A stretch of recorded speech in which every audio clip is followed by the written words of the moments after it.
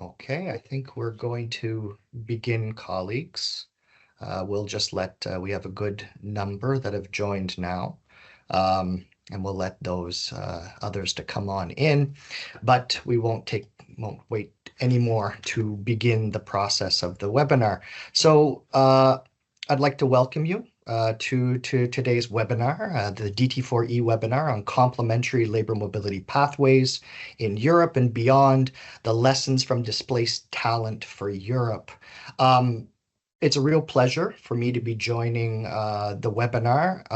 To introduce myself, my name is Jason Theede. I'm with the IOM Regional Office for Europe and Central Asia, and I'm the Senior Specialist on Labor Mobility and Social Inclusion. So I head the regional team, the regional labor team that supports Europe and Central Asia missions and partners, 56 countries, it's quite a large one, in their work on this thematic area.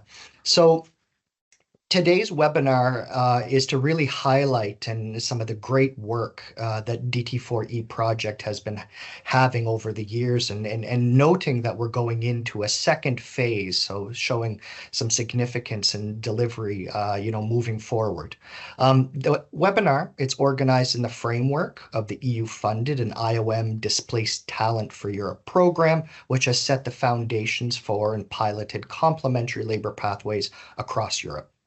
As the title says, the global of the webinar is to disseminate the DT4E experience, lessons learned, and foster exchange across the region and beyond on this increasingly prominent topic to inspire other countries to set up similar labor pathways for displaced individuals. And it's of note that we have both internal colleagues from IOM missions across the region, as well as from other regions and headquarters, and our external partners are also joining us. So it's welcome to all of you.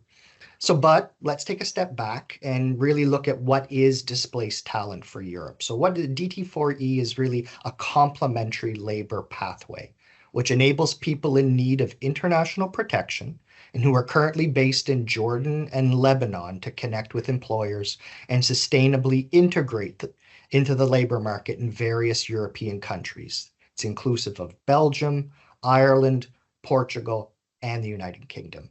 And complementary labor pathways like DT4E offer a win-win solution.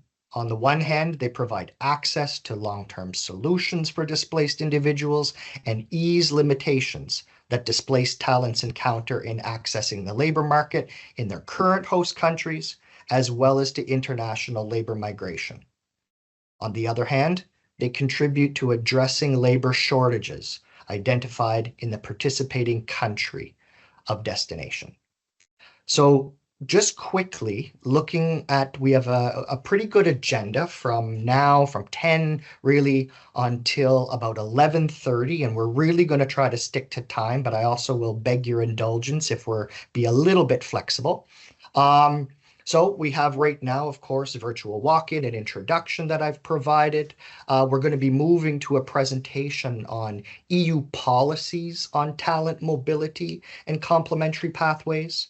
Then we're going to move into a presentation on DT4E's main results, their achievements and challenges. Then we're going to have a panel discussion with project countries on country-specific experiences and lessons learned. We will then provide some time to open the floor so all of you can ask some questions, and then we'll have a very brief and quick wrap up. So before we really get started, so moving into that next one, that presentation on EU policies on talent mobility and complementary pathways, we really wanted to look at specific experiences and lessons learned from the DT4E program. So we take a step back to look at the overall policy framework in which complementary pathways like DT4E are situated. So over the past years, the European Commission has been particularly active in the areas of skills and talent mobility, launching various policies and operational frameworks across the European Union to support and facilitate labor mobility pathways, including for displaced individuals. So we're here, therefore, starting with a brief presentation on EU policies on talent mobility and complementary pathways, which will be given by my colleague, and it's a pleasure to have her here, Ms. Paola Alvarez, who works as the Global Thematic Specialist on Labour Mobility and Social Inclusion at IOM's new Global Office for Brussels. This used to be the Regional Office for the EU based in Brussels, but it is now our Global Office for all of EU programs and support and liaison to the EU. So Paola, as the Global Thematic Specialist on Labour Mobility and Social Inclusion in Brussels, she contributes to liaison, cooperation, coordination, and resource mobilization with EU institutions, bodies, and agencies, and provides strategic and operational guidance to IOM field offices on EU IOM activities around the world.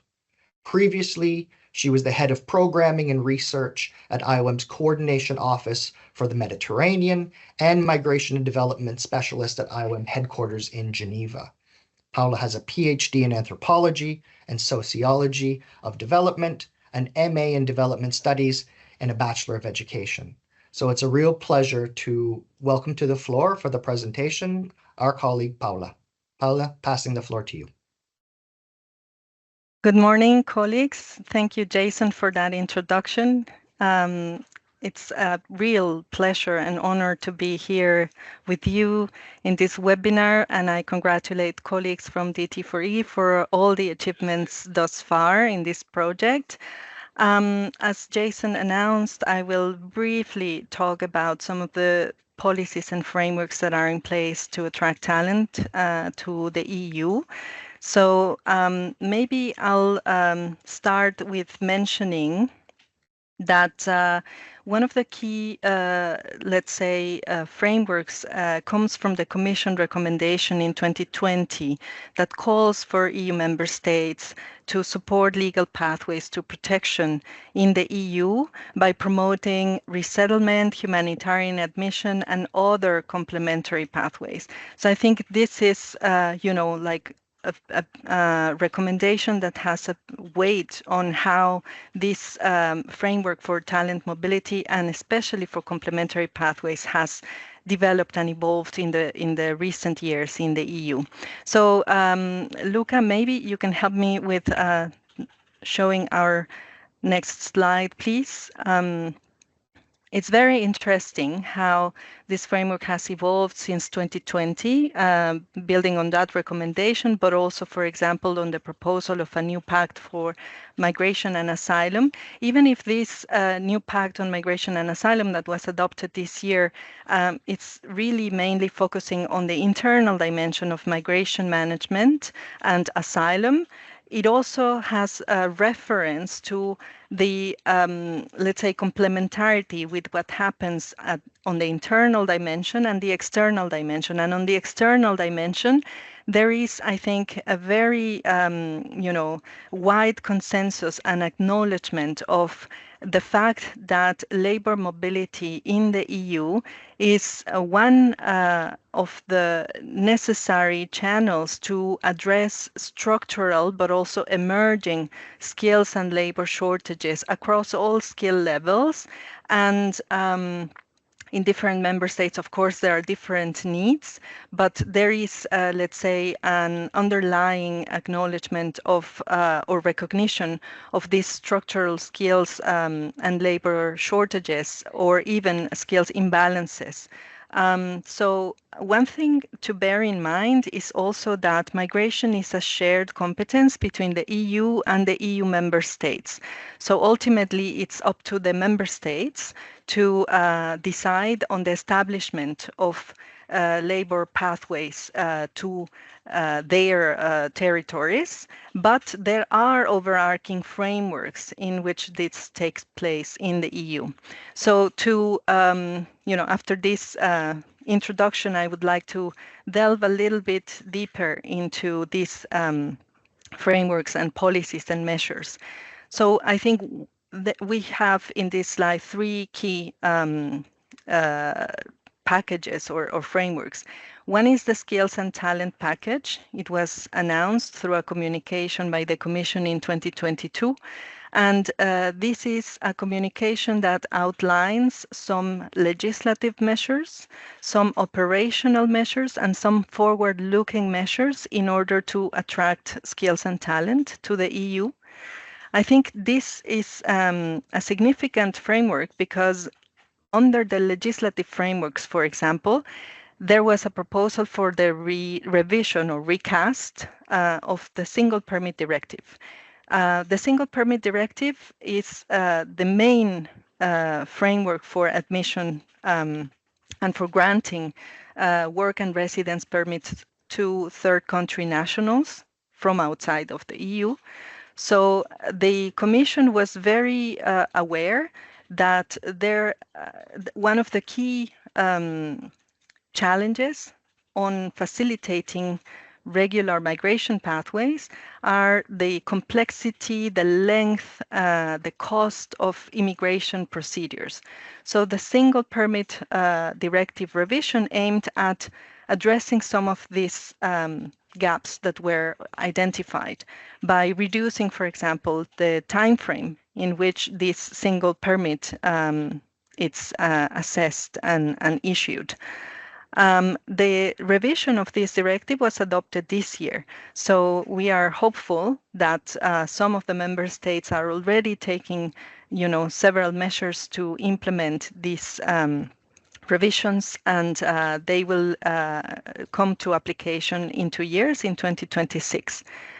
Under operational measures, I think two of the key measures that were announced in that communication were the talent partnerships and the talent pool.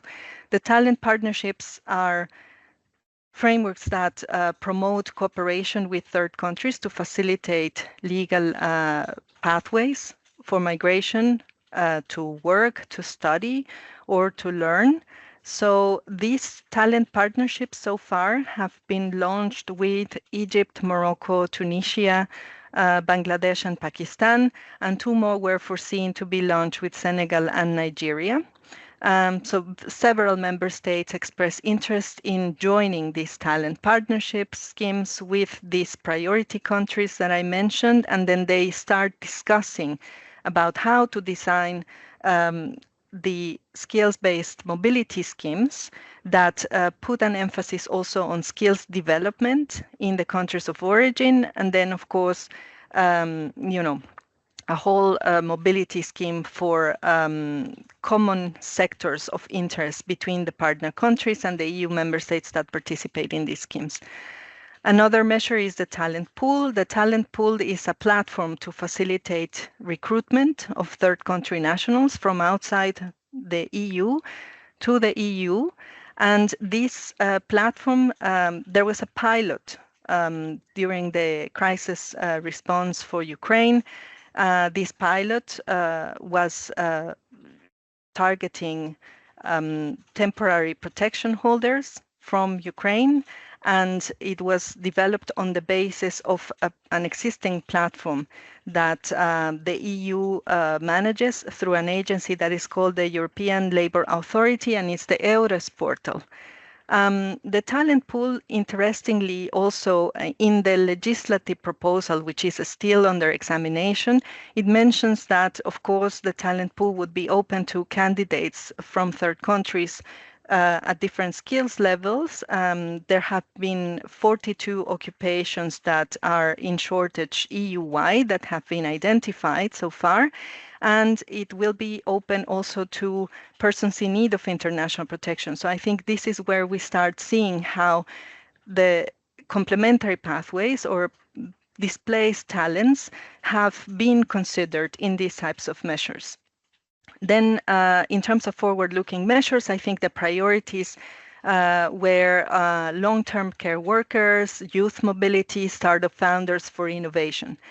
Another framework that I wanted to briefly touch upon is the Skills and Talent Mobility Package, which was announced in November 2023. And this is where the legislative proposal of the talent pool that I just mentioned was outlined with several, criteria or conditions foreseen about how it would function.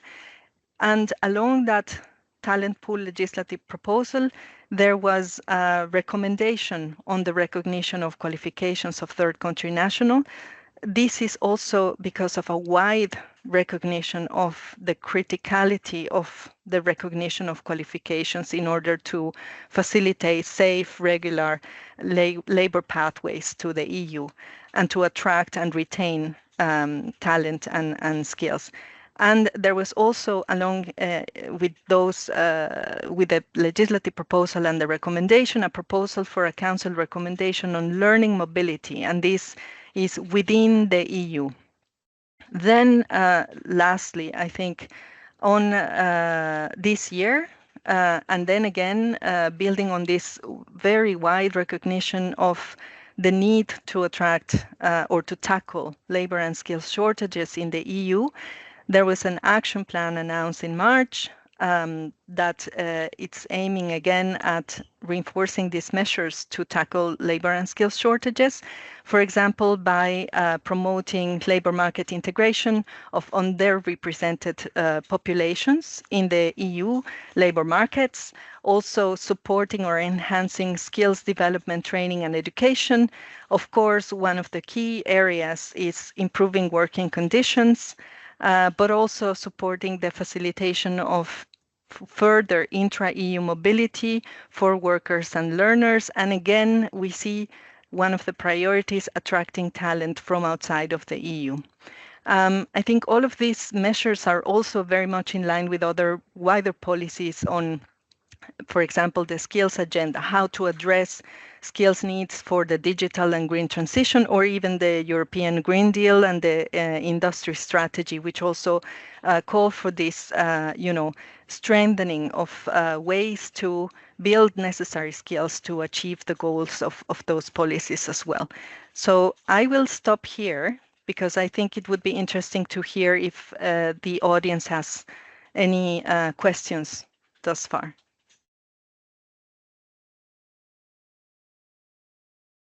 Thanks, Paola. Actually, I think we're going to leave the questions towards the end so that we can get through I think you've given us about two extra minutes, so I'm going to capitalize on those 2 extra minutes. But colleagues, we will have a Q&A at the end, and really thanks to Paola for outlining this. Very progressive what's happening at the EU, and certainly we're plugging in as IOM and partnering on this across different pathways that we have. But I'm going to now focus in a little bit more on DT4E and really do a bit more of a deep dive into the topic of the day and the experiences and lessons learned from the DT4E program. So before we go to the panel, and then after the panel, we'll have the questions. I'd like to ask Luca Volonté, from the DT4E project management team at IOM's country office for Belgium and Luxembourg, to really set the scene by providing a brief introduction of the DT4E program, the main results achieved so far, and the way ahead, as well as the main cross-cutting challenges, lessons learned, and good practices from the implementation of the program. A little bit of background from Luca. He's been working in the Labour Mobility and Social Inclusion Unit of the Country Office for Belgium and Luxembourg of the IOM since 2021. Thanks to his involvement in the initiatives such as the Match Project and Displaced Talent for Europe, Luca has developed considerable experience in the development and implementation of labour migration pathways, including specifically for displaced people, as well as in employer engagement. Within DT4E, he has both worn the hat of the DT4E Belgium focal point at IOM Belgium and Luxembourg, and he's co-managed the overall implementation and coordination of the program across the various participating countries and partners. So, Luca, very pleased to have you come and give us a brief and give us some context on DT4E. Over to you. Thank you very much, Jason, and good morning or afternoon, maybe for colleagues who are not based in the same time zone as us. To all of you, thanks for being here today, and thanks for your interest in a bit like listening on the main, lessons, if we can call that, or at least, the main points that we would like to share with all of you based on our experience over the past couple of years, which I can assure you they've been quite arrived. But we're very happy to be here and present some of the main results and achievements, but also share very honestly and transparently with you the challenges that we faced and how we have tried to achieve them, to overcome them and to address them together indeed with our partners. And also maybe allow me, Jason, to just mention that the Q&A is already open. There is, as you can see on the top bar, there is a button that leads you to the Q&A. You can create a post and already share your questions as we go. We might not be able indeed to address them immediately, but it's more for you to already get rid, let's say, and to get out the questions that you may have that may be burning as we go through the different sections of the webinar. So don't hesitate already to share your thoughts there, and definitely don't be shy.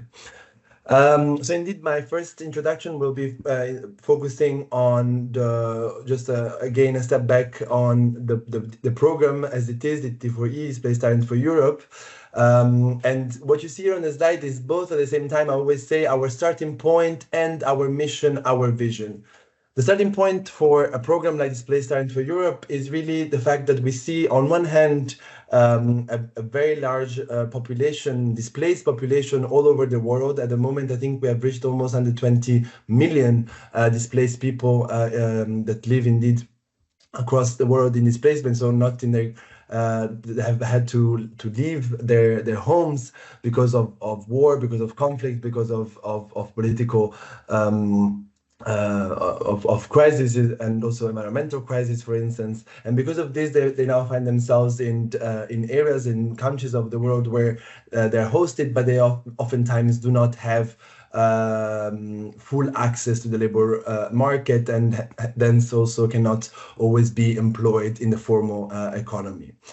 At the same time, we see that in Europe, in many European countries, but also beyond that, really globally, we are facing huge talent shortages, labor shortages, and employers in these countries have been struggling to fill vacant positions with the talent that they have available in the local labor market. And even with active employment and education policies that we at IOM, of course, also promote and support member states with, we've seen that sometimes the gap still remains. And then we see these two problems, and for us, these two problems can be actually two sides of the same story that plugged together can actually lead to a win-win solution. A win-win solution whereby employers get access to an untapped pool of talent. So displaced talent indeed who is not currently able to use their qualifications, their experiences, their skills in the labor market, but they actually want to do so, and indeed connect these two dots and allow for both of these two parties to benefit from these labor mobility connections. And of course, at the same time, for displaced talent is not only a way to use and put their skills to use, but also to actually achieve and secure durable futures for themselves and their families out of displacement. So basically, as the next slide can show you, we have adopted a number of key principles, because basically what we do with DT4E is labor mobility, but of course the labor mobility for displaced talent. So what we try to do is to use the existing labor mobility frameworks and channels in the various EU member states and beyond to really then make them accessible and also suited for the target group that we're working with, namely indeed displaced people who are in need of international protection. I didn't mention that, but within DT4E, we've been focusing mostly on Jordan and Lebanon as refugee hosting countries. But also we've been looking also beyond that, because of course we know that displacement doesn't stop in those two countries, unfortunately. And on the European side, as countries of destination, we've been mostly working with the UK, Ireland, Belgium, and Portugal. And I'm very happy to already mention here, but I can build on that later, that we are currently also scaling up the existing pathways, but also expanding the pathways to new countries, new destination countries such as France and Slovakia under what we call Displaced Talent for Europe 2.0 and also thanks to the continued financial support of the European Union with this. But going back into the principles, as I said, is labor mobility as usual, but also with some little considerations that are for us very important. First of all, additionality and complementarity, meaning that we try to create an additional channel for displaced people to secure durable futures for themselves. You may know there are resettlement programs, member states that pledge resettlement quotas every year. And what we want to do with a program like DT4E is actually build on that, to add a new quota basically on top of that, to indeed create new additional complementary pathways, indeed, as the name itself says, for displaced people.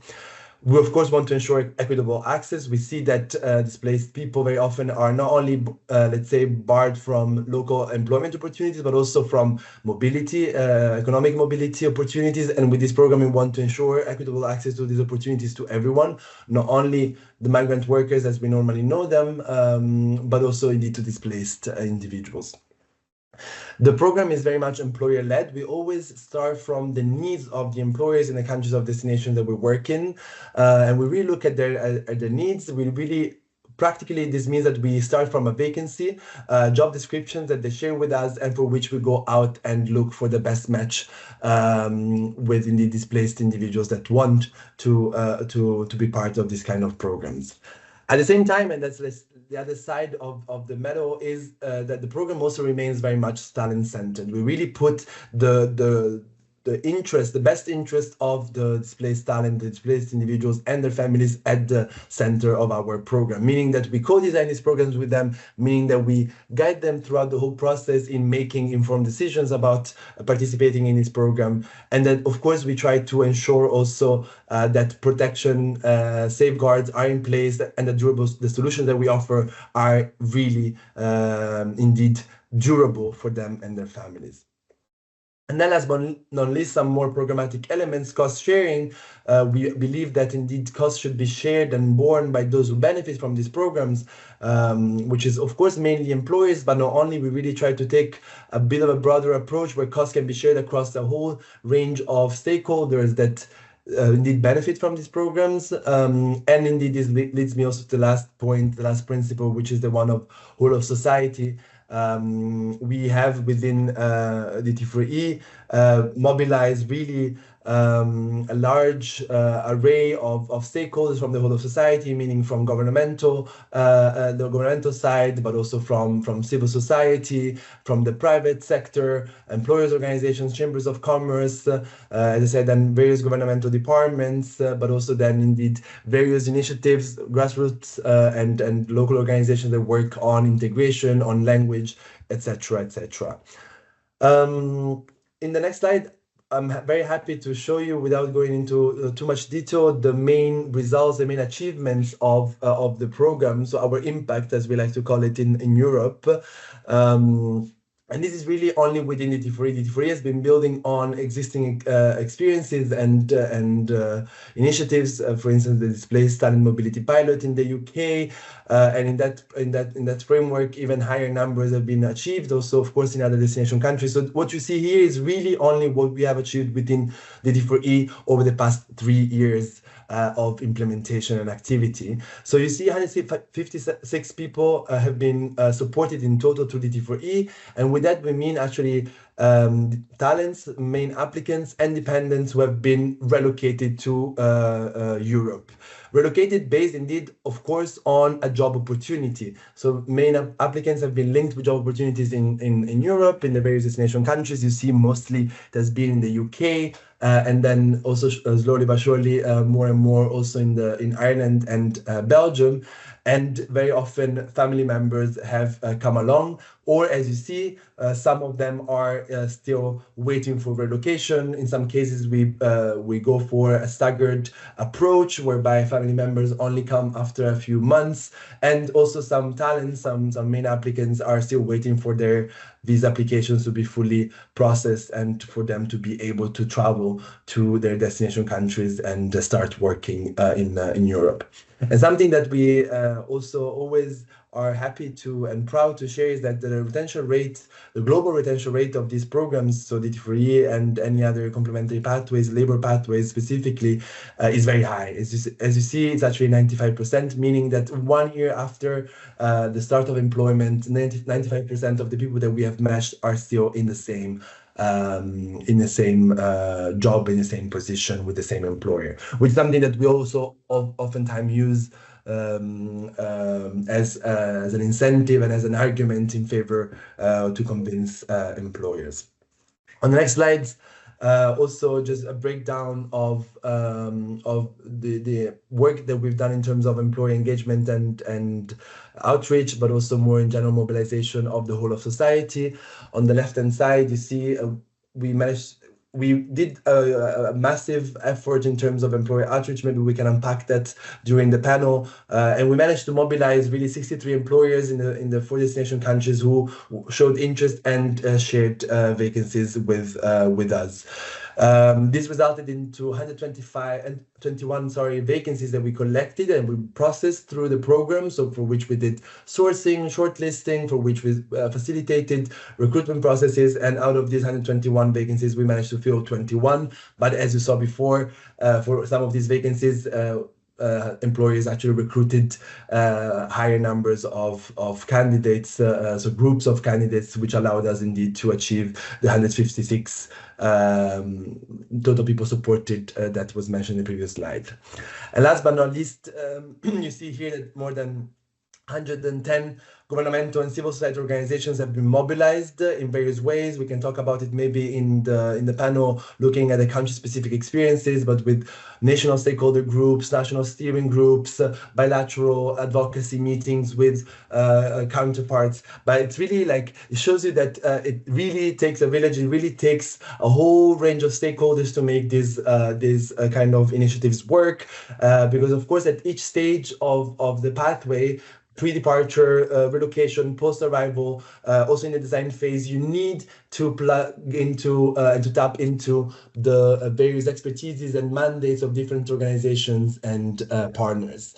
And thanks to this big work also of advocacy, we have managed to secure a number of concessions with authorities on ensuring protection safeguards. For instance, people that could not, whose employment would be terminated for any reason, could of course look for new employment in the same country or eventually fall back on the asylum system.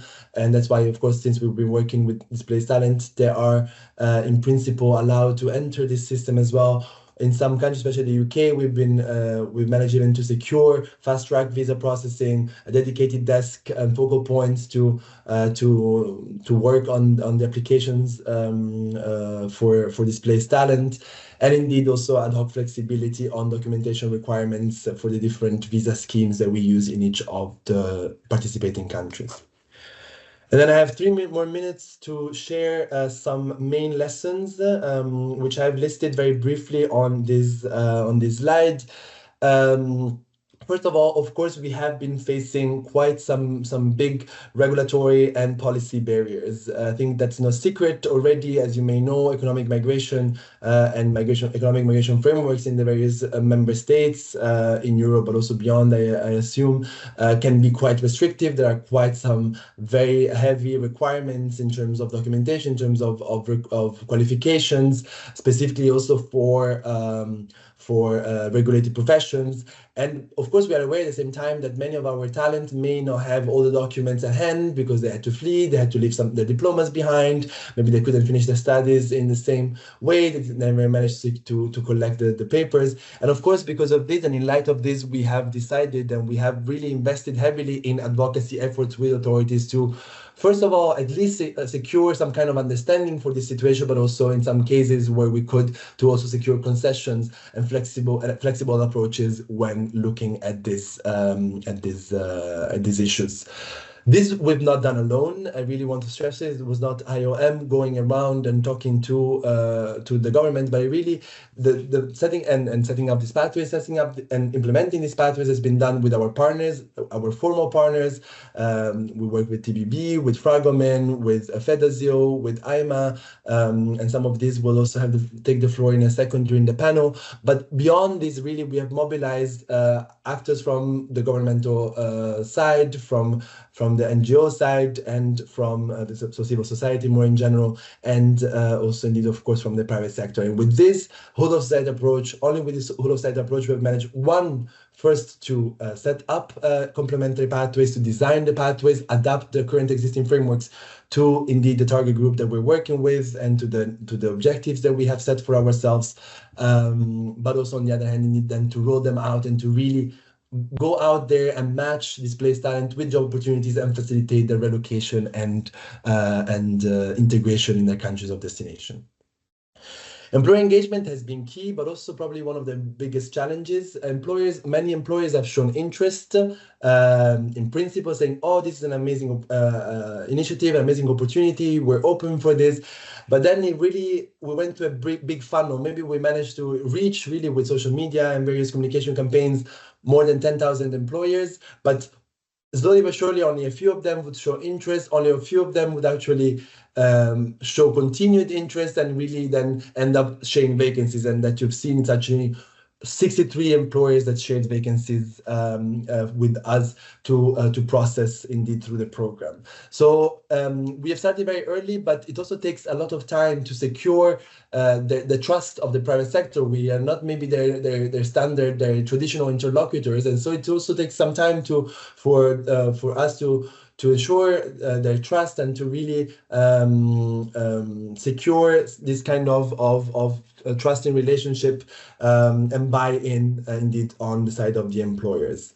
One of the ways that we have tried to address also maybe these challenges by developing sectoral approaches and sectoral pathways and the model of cohort hiring. Basically, it's really the idea of developing a recruitment pipeline for a specific sector, going through, of course, DT4E as a program, but indeed developing a specific approach in terms of sourcing, in terms of also regulatory pathway, recognition of qualification, recognition of or like authorization to work in a certain profession. We've done this, for instance, in the healthcare sector, both in the UK and in Belgium, whereby we have developed, together with the authorities, together with our counterparts, a specific pathway, and we've managed this way to. We have allowed actually also smaller employers, so healthcare, elderly care homes, smaller hospitals, to recruit to the program by tapping into indeed a sectoral approach and indeed a hiring model in cohorts, whereby they could indeed recruit 3, 4, 5 people from a cohort of 20, which also allowed for economies of scale. Last 2 points, very brief integration. What we've done, of course, we know that this is key. It's key to the sustainability of the project, so and of the program. So we have been investing in integration upfront by organizing pre-departure orientation classes. We have been investing in this also through informed decision-making sessions with the talents. Also, learning sessions for the employers.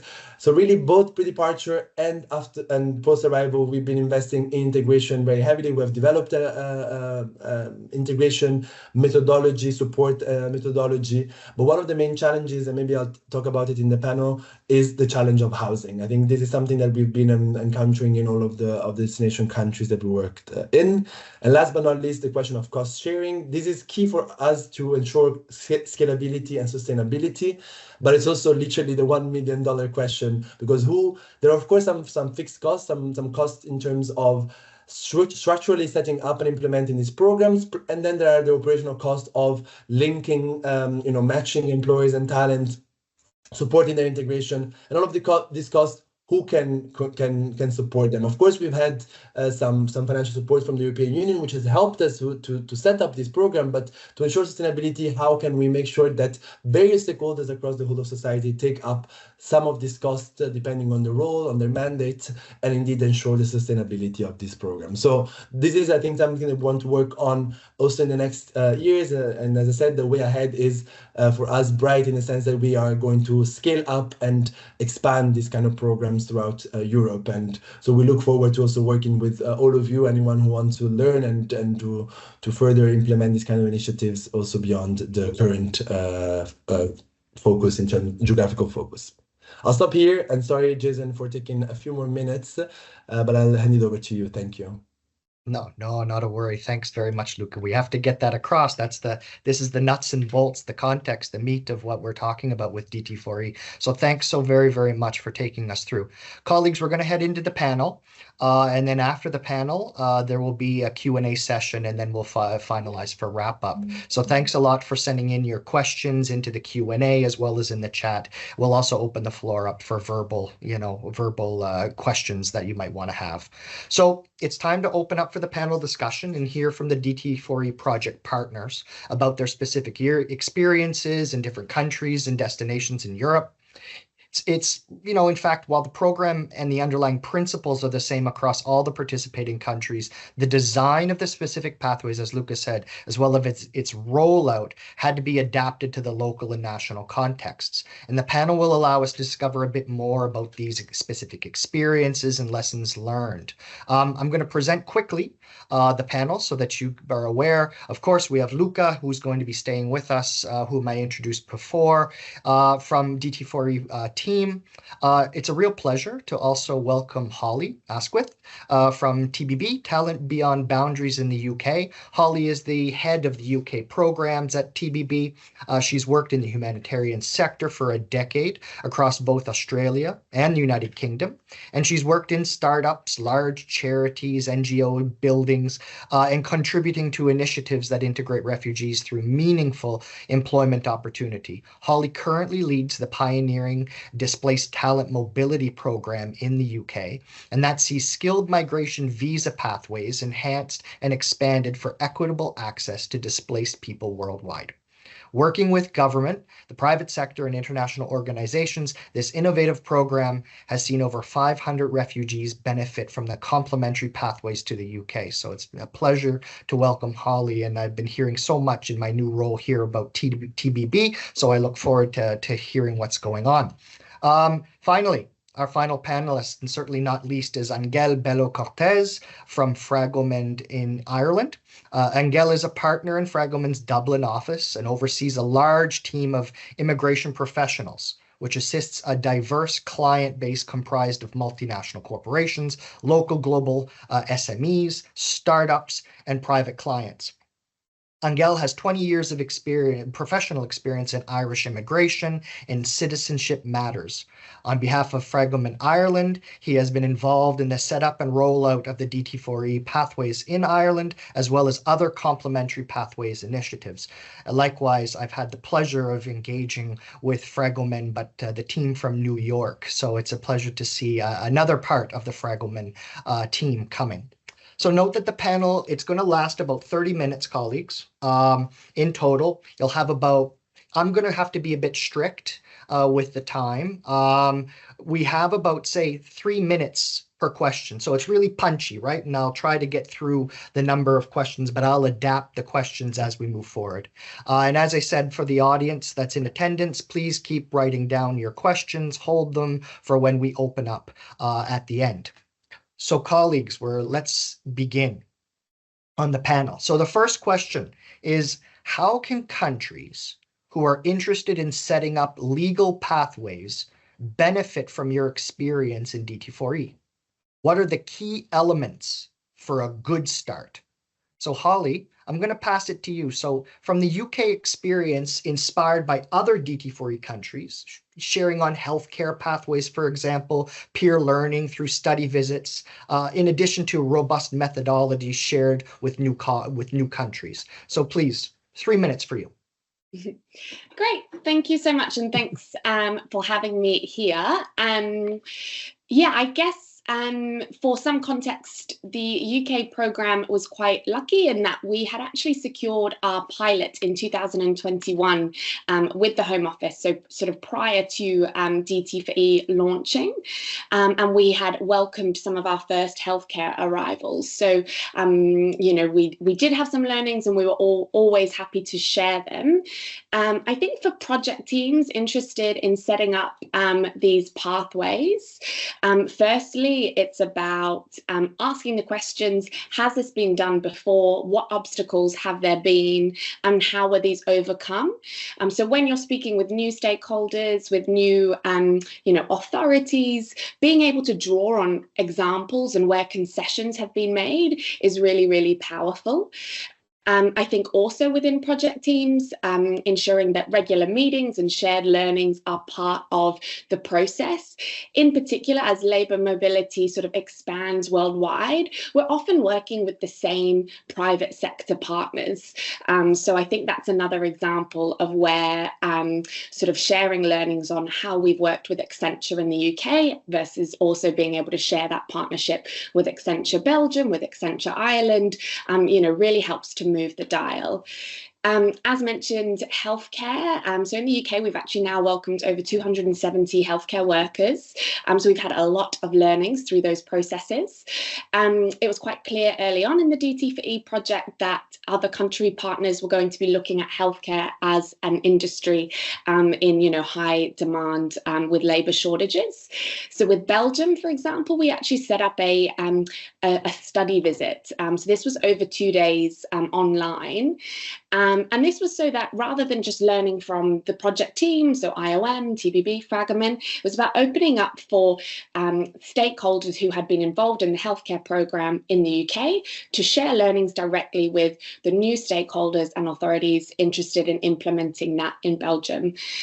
This included the sort of policy officers at the Home Office, the Department for Health and Social Care, the NHS itself, so the National Health Service, their sort of recruitment team, integration partners who were involved in community sponsorship aspects, etc., so that actually they could talk about what it took to set up this programme, what their learnings were, and actually open up for Belgian authorities, for example, to ask very direct questions on what that might mean for them. So one thing is learning from internal stakeholders, but more important is also learning from the implementers and external stakeholders themselves.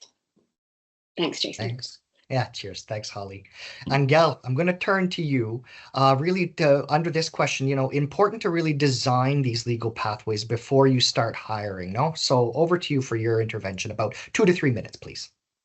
Thanks, Jason, and hi, everyone. Thanks for having me.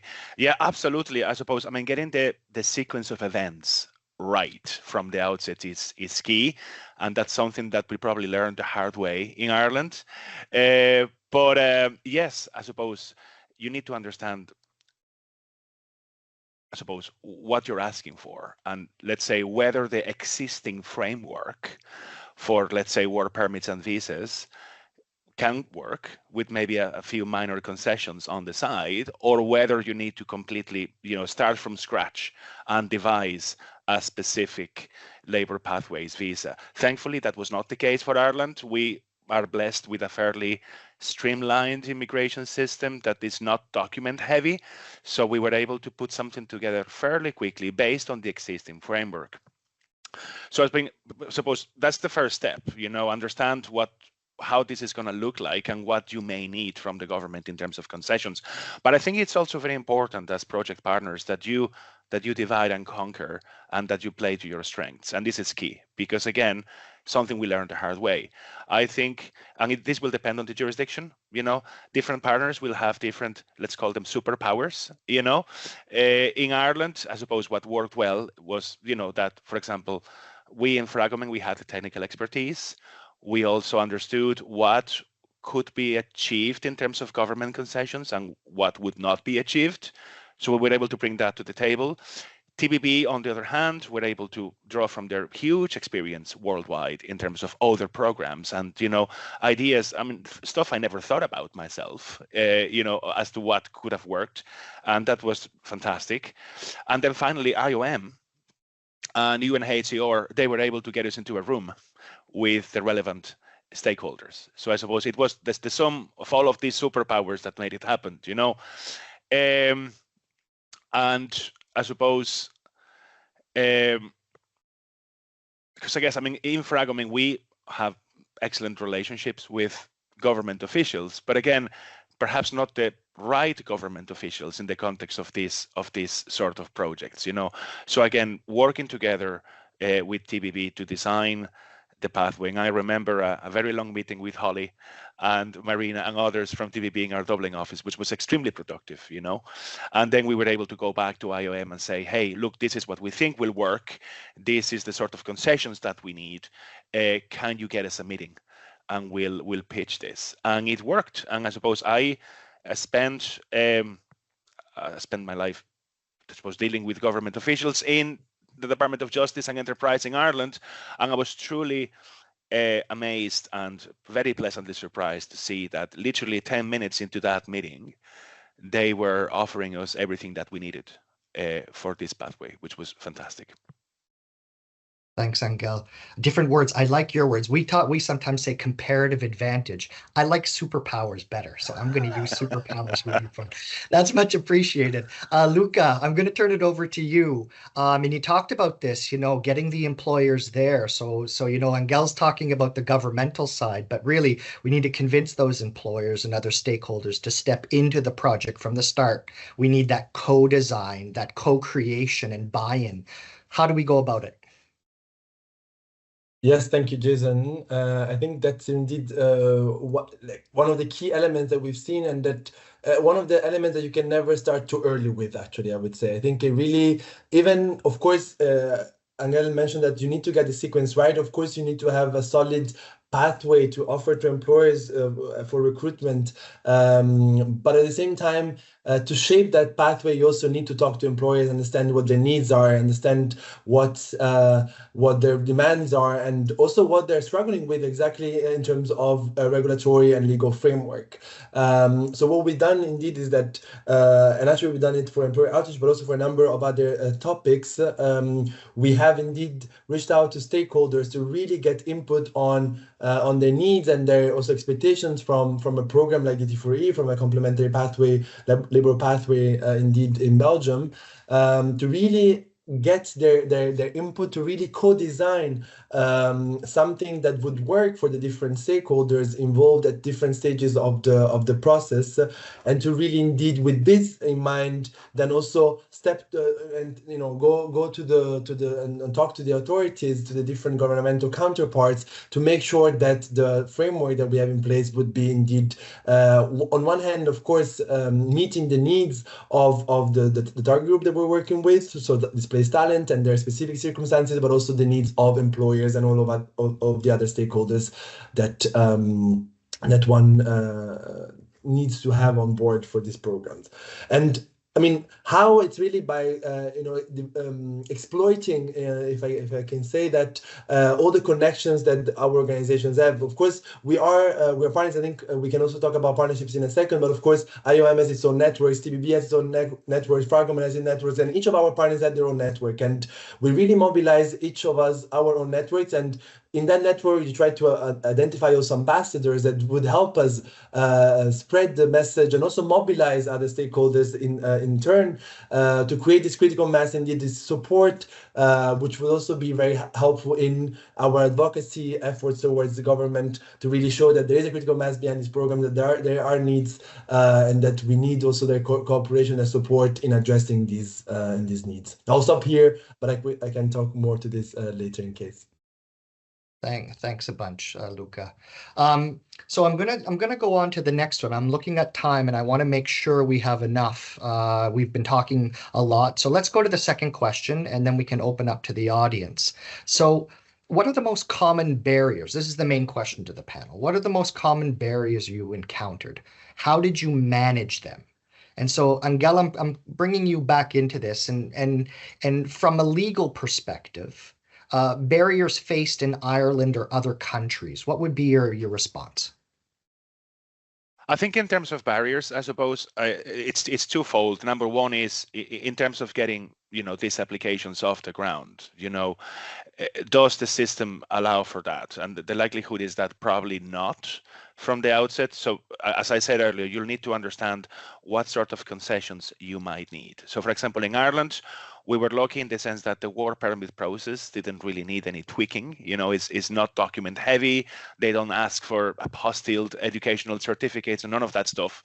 So that was fine. But then for the entry visa stage, which is managed by the Department of Justice, who are tasked with immigration control, as opposed to, skill shortages, that's where we needed the concessions, and perhaps many of these individuals, and I'm sure Holly can speak to this for probably the next 2 days, many individuals might not have a passport, may not have a travel document, may not have documents that prove that they reside legally in the country where they are, and the likelihood is that for the most part they're not. That's why they're displaced.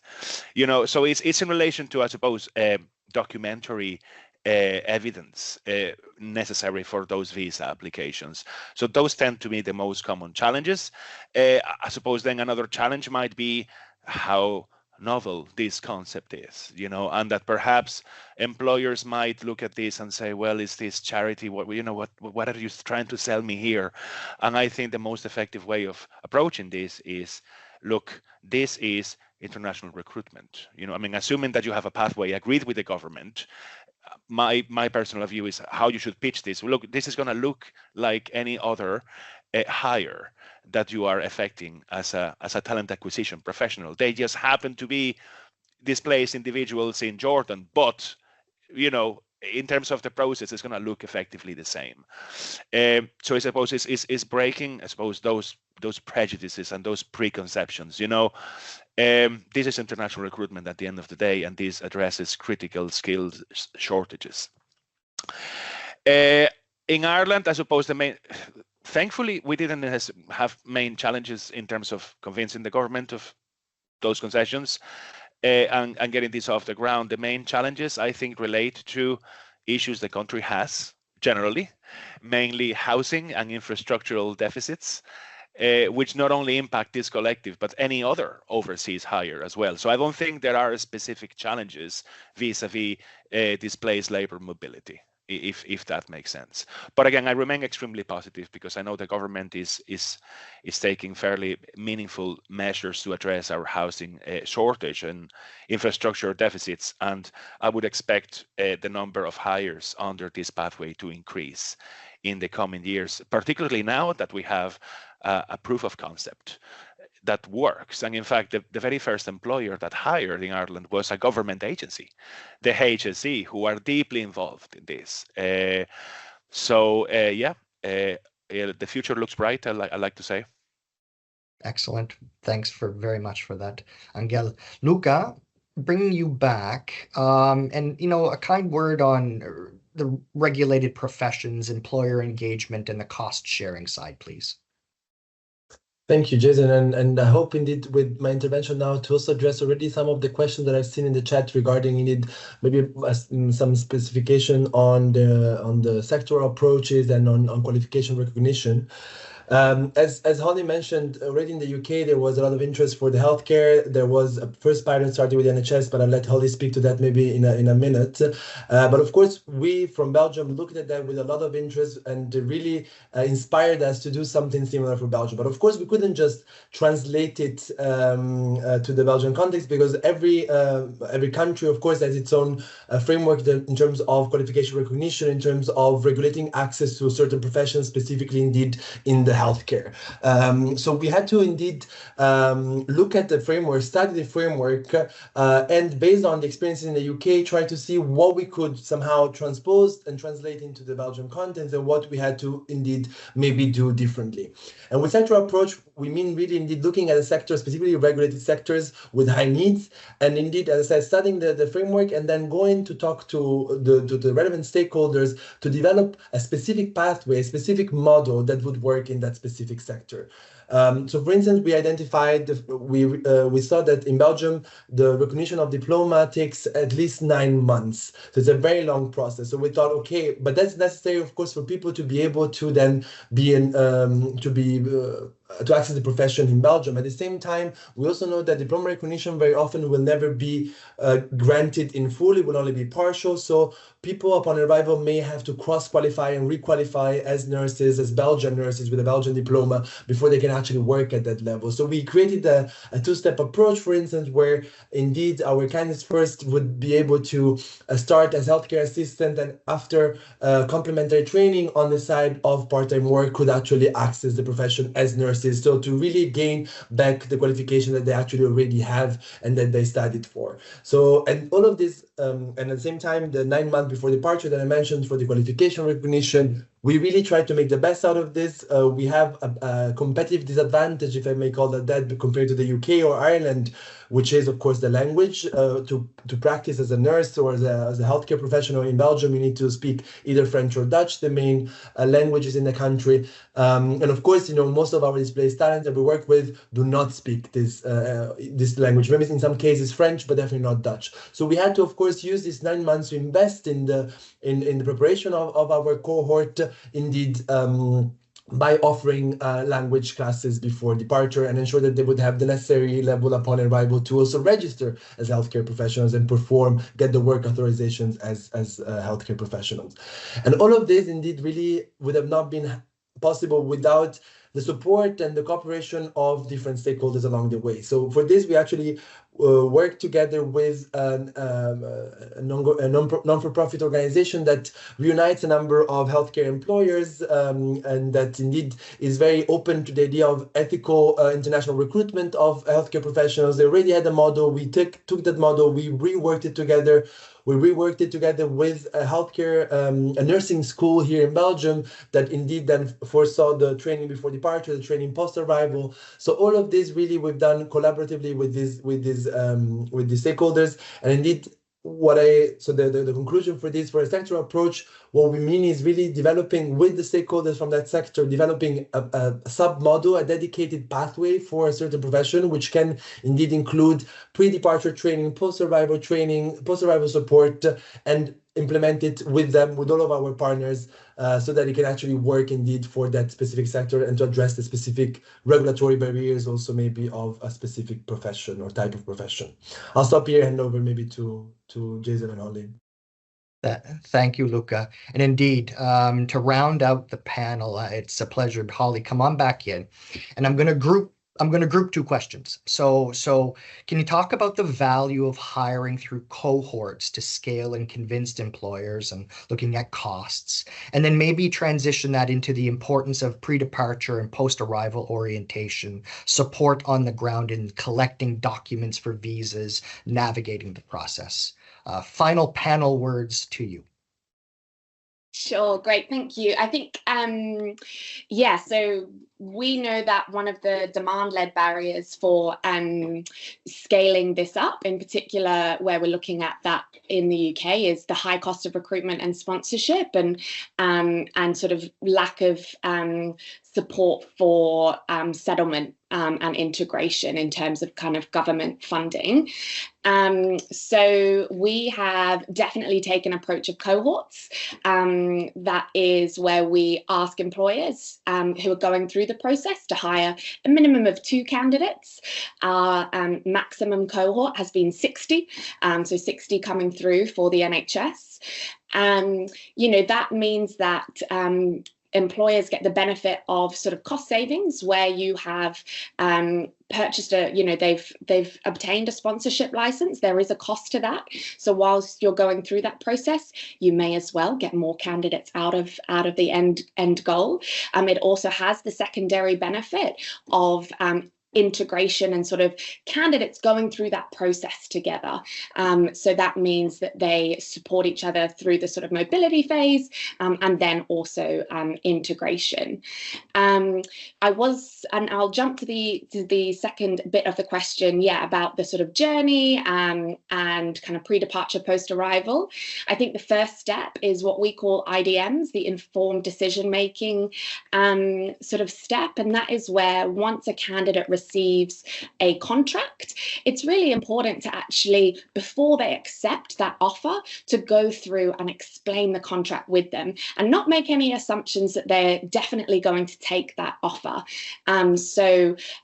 You know, the types of things we pull out in there are, this is what your salary is, but also this is what tax looks like in the UK, and you will be taxed at this amount, and then this will be your take-home salary. This is the average cost of living. This is where you'll be living. It's urban or it's rural, etc. This is how much it will cost to bring your family, or, you know, if the employer isn't supporting. So it's really important that the candidate, before they accept the offer, has the time to make an informed decision on that. And expectation management is key to that. I will say we had a lot of candidates who'd watched Notting Hill and all expected that that's where they might be ending up in London. So sort of gently, this is what the reality will be. During the visa application stage, we've got Fragomen, obviously the wonderful experts who are now, you know, sort of so well informed on what the sort of documents and sort of variations for each pilot can look like to overcome those administrative barriers. I think it is really important for anyone engaging in this to collect learnings as it goes, to be able to inform authorities. So you might secure a pilot, but you might have learnings through the way that, yes, there is this document missing. Yes, we've had this come up, because the whole point is creating equitable access for displaced people to existing migration sort of frameworks and what needs to amend for that. And then finally, on post-arrival, I think IOM's training, the integration training, is really key. So that in particular, you know, I recognise the integration curve is something that we consistently reinforce with candidates, where they're really excited when they come those first few days, and then they start their new job. You hit that 3-month mark. It's quite expensive. They're looking for ongoing accommodation. You miss your family. You know, we can have a lull. And so it's important to be sort of preparing candidates for that, but also employers, so that they recognise sort of what those signs are and what other sort of support might need to be around. And then I'll just finally, and I know we're probably out of time, pick up on Angel's point about perceptions and awareness, and recognizing that there are still sort of prevailing stereotypes on the lack of skills and experience and proficiency of refugees. So I think the most important thing for everyone in this is also understanding that it's about storytelling. So sharing success stories, sharing the learnings and case studies, and then through recruitment processes, being engaged through lunch and learns, etc., with hiring teams, with executive teams, etc. So you might not even get an kind of employment match out of it, but we're all part of the narrative shift. Thanks, Jason. Thanks, Holly.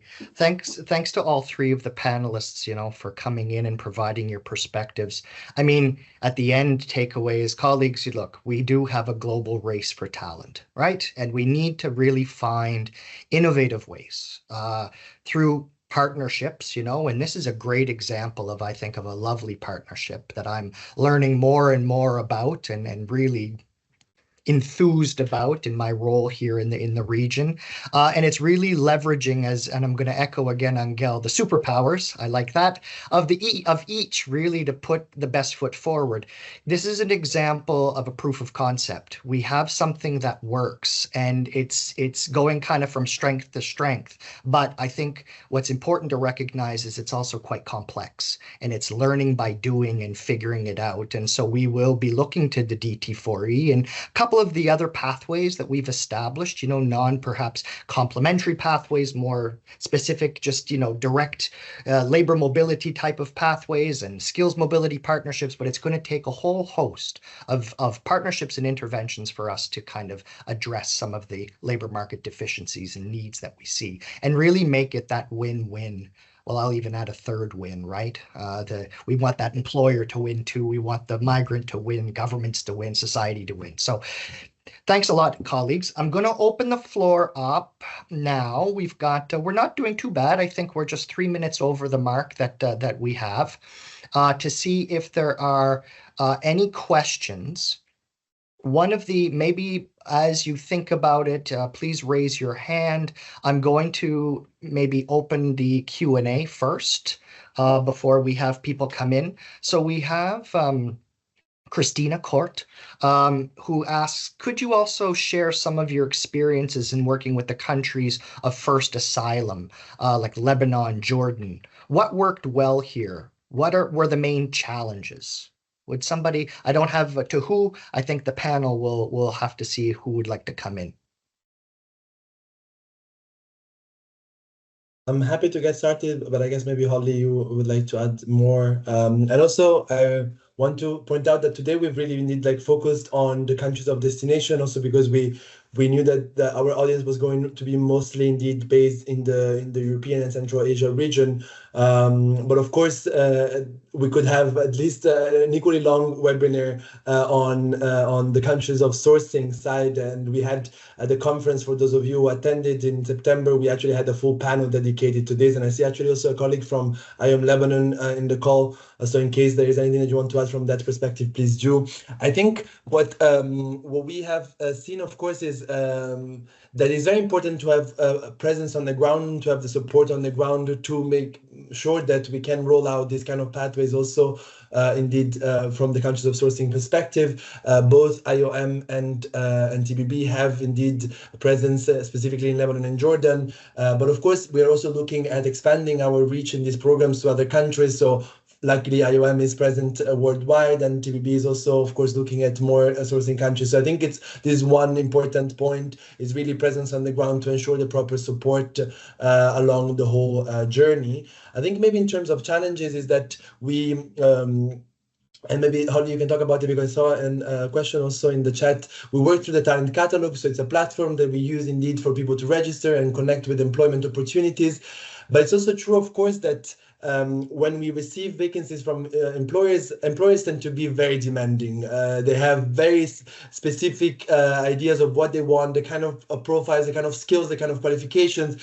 They really have their wish, their like big dream that they cannot even fulfill with local candidates that maybe went to some of the best universities, and they look for these candidates through international recruitment. So it's also, on one hand, there's a lot of employer expectation management that we do on the employer side here in destination countries, but also indeed, how can we find the right profiles? What sourcing strategies can we put in place? And we have sometimes struggled to find the right profiles. We also had to go back to the employer and say, can we maybe adapt this requirement and make it more accessible for our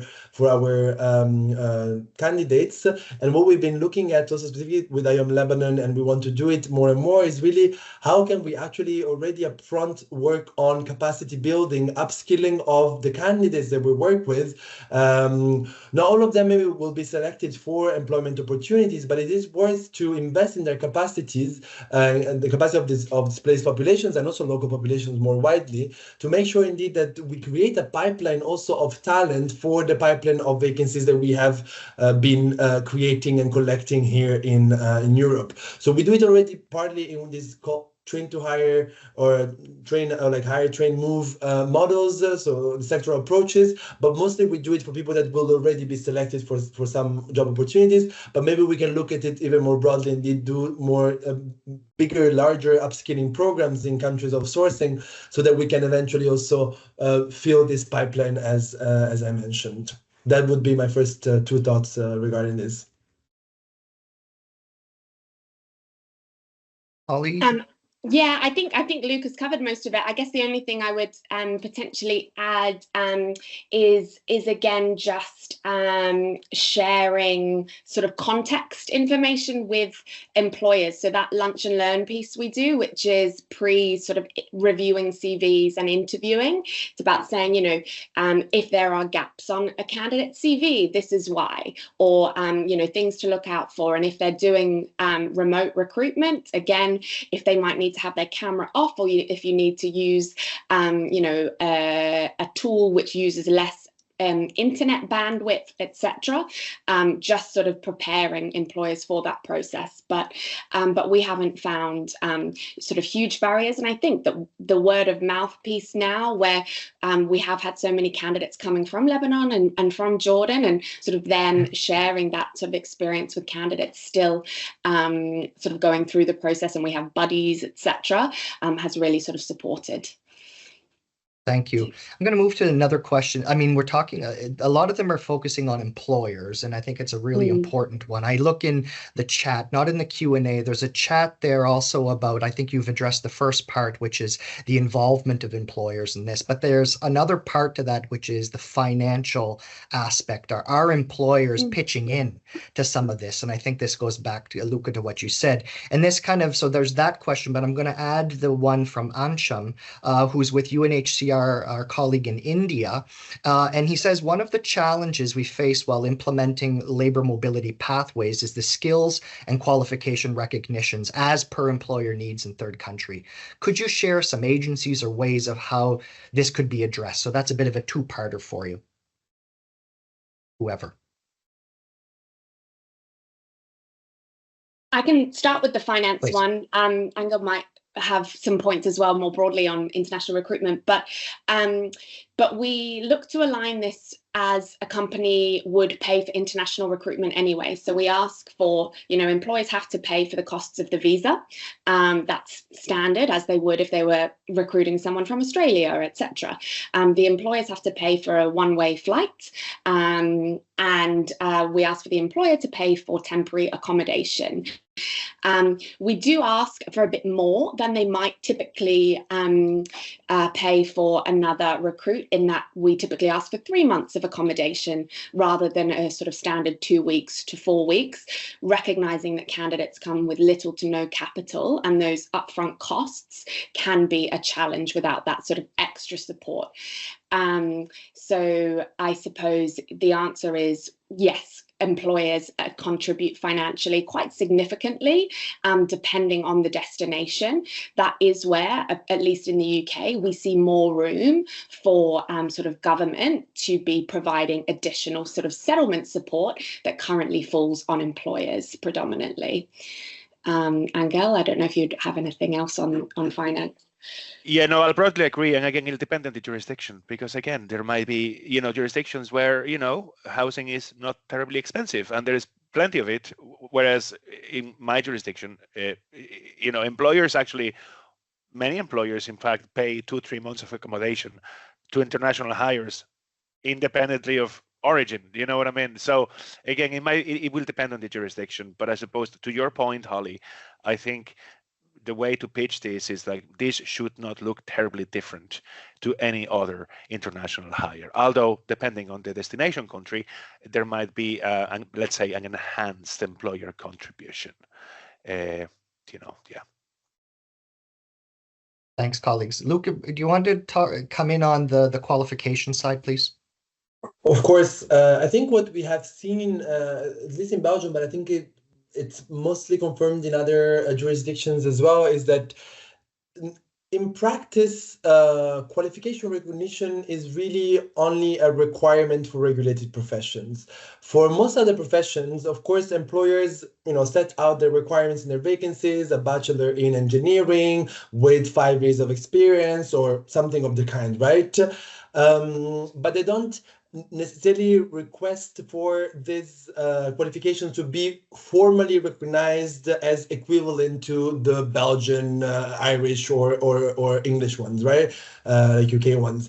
It's really mostly like they actually trust their own selection systems, and that's also the principle that we apply in our programs. We say the employer knows best. We do a pre-selection based on the criteria and requirements, but then our candidates go through the normal usual recruitment process as any other candidate would, and at the end it's the employer that decides based on the test that they might have them take, based on the interviews, based on all kinds of assessment, whether the person is a good match or not for their profession. Of course, it's a different story for regulated professions, and not really as much as not really even the employers who are asking for this, but really, of course, the regulatory authorities of each country of destination. So, of course, in Belgium, as I said, there is for the healthcare, recognition of diploma is required, goes through an agency called NARIC. So what we've done is really engaging with them, taking them on board in our program, and although we didn't manage to secure a dedicated maybe pipeline, a dedicated desk or fast track procedure, here, we have established a line of contact, which has helped us actually address problems along the way.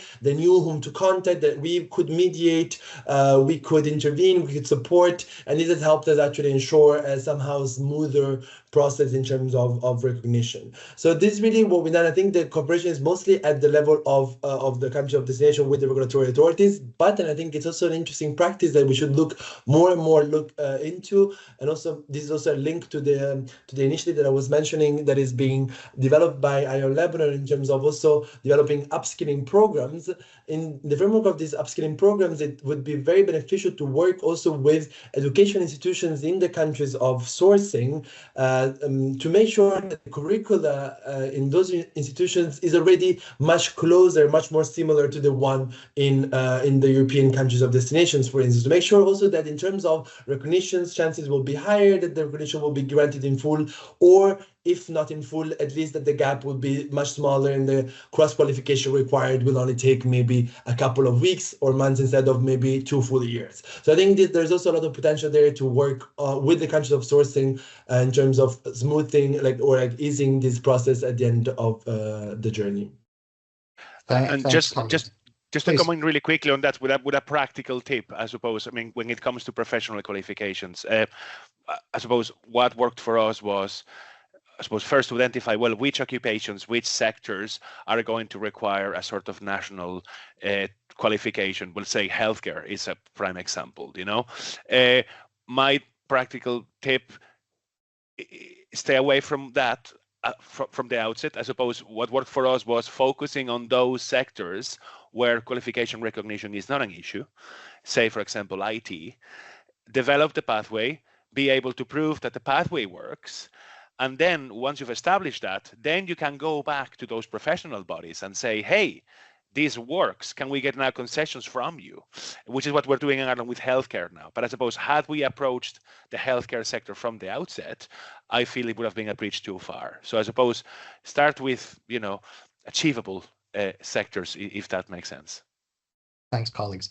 And just for Anshum, also you asked about agencies, and in my capacity, certainly you can speak with IOM and we can link up, but also other agencies out there that work in the space would be, of course, the ILO.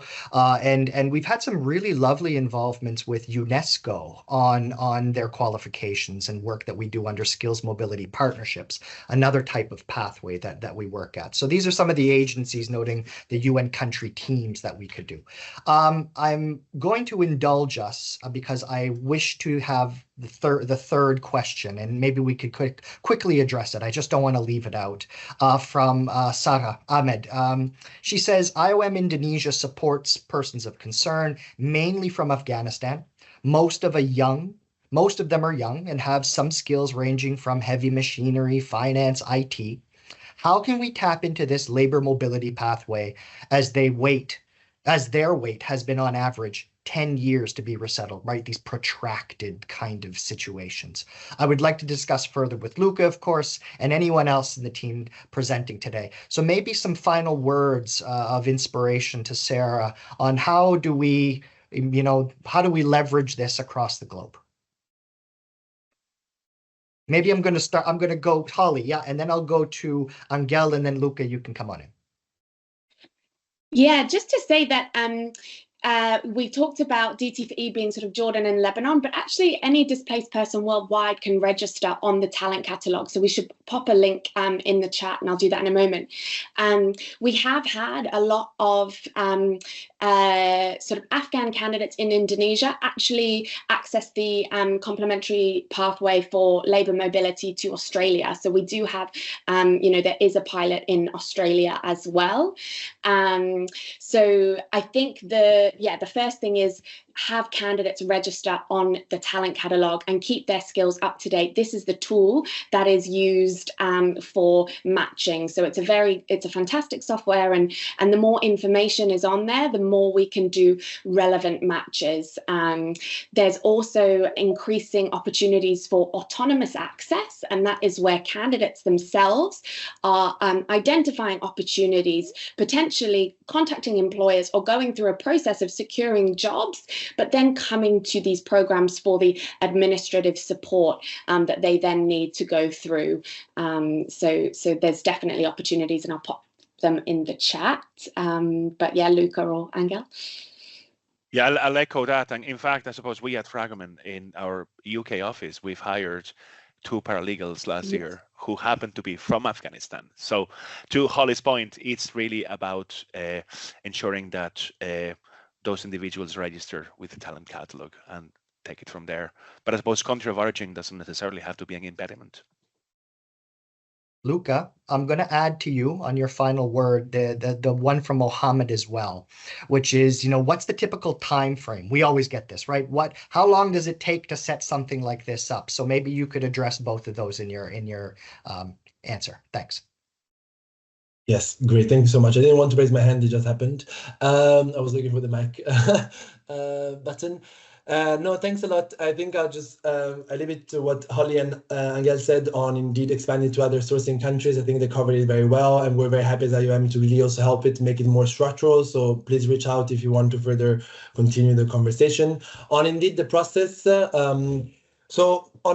Of course, to set up the pathway, it can take some time. I think, as we said, being very honest, of course, it takes some investment at the beginning. I would say at least a year to really mobilize employers on the country of destination side, mobilize stakeholders, get the right concessions, design the pathway as it should. So an investment of at least 1 year upfront is necessary. It doesn't mean that you cannot do outreach yet. As I said, outreach to employers as well should really start already during this first year to really mobilize them, have their buy-in, have their co-design inputs in terms of co-design. So it's really at least, I would say, a year or sometimes a bit more. And also important to mention, it's an ongoing type of work that we do. Like you may think, okay, now we've set it up, it can go, it can run, but in fact you will always stumble upon maybe new issues, new challenges that you want and need to address. And so this kind of investment work in the pathway and design work of the pathway is really an ongoing one that continues even after the first year.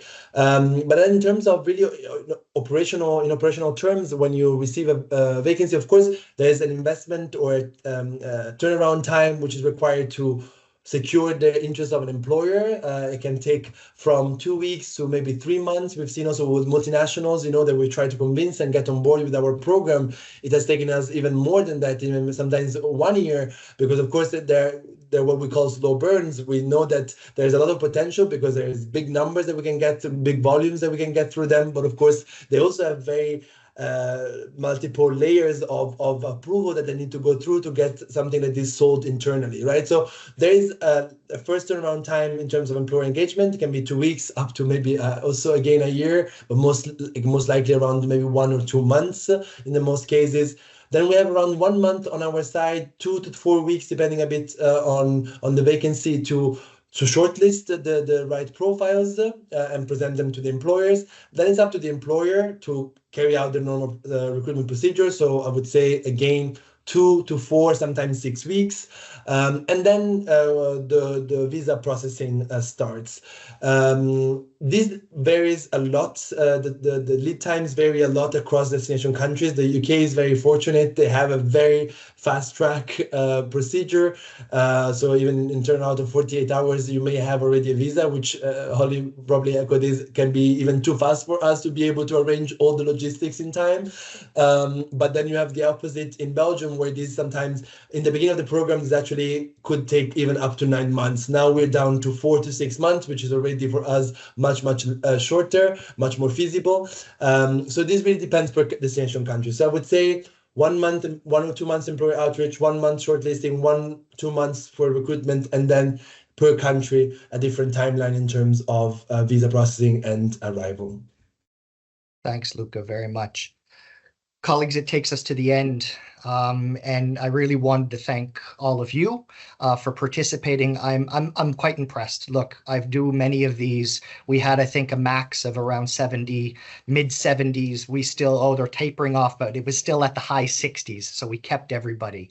And this is really, really excellent. So again, thank you very much to the audience. Thanks very much to our speakers, to Paola, who had to leave us for another meeting, but also to the partners, to Holly and Ángel, and of course, Luca for that. look, we've shared really a lot of lessons learned, experiences today, and the kind of discussions will hopefully help us shape the future of complementary pathways, which is really particularly important in light of the prominence of this topic in Europe and beyond, as we see with the launch of the second phase of DT4E. So a big congratulations to the team, because we're moving in to a new phase from those lessons that we learned. So DT4E 2.0. So let's see where this goes. And I'm happy that I'm going to be involved in this as well from the regional office side. So thanks to the continued financial support of the EU, absolutely, and fully in line with the third objective of IOM strategic plan on regular pathways, facilitating those regular pathways. DT4E 2.0 is currently working to upscale the existing pathway in Belgium and opens new similar pathways into 2 new European destinations, France and Slovakia. We hope today's insights and discussions will inspire and enable even more of you to set up similar pathways in your countries. A lot of questions were around that, so that's great. In cooperation with your partners, governmental counterparts, and all other relevant stakeholders. So on my behalf, from IOM and the team, and on behalf of our wonderful partners who's joined us today, we really do stand ready to help. And you can always, please, reach out to us for more information and guidance. So once again, colleagues on the panel, colleagues in attendance, real pleasure today. Looking forward to furthering the discussions and the work. Have a very, very good day. Bye-bye. Thank you all very much. Bye-bye.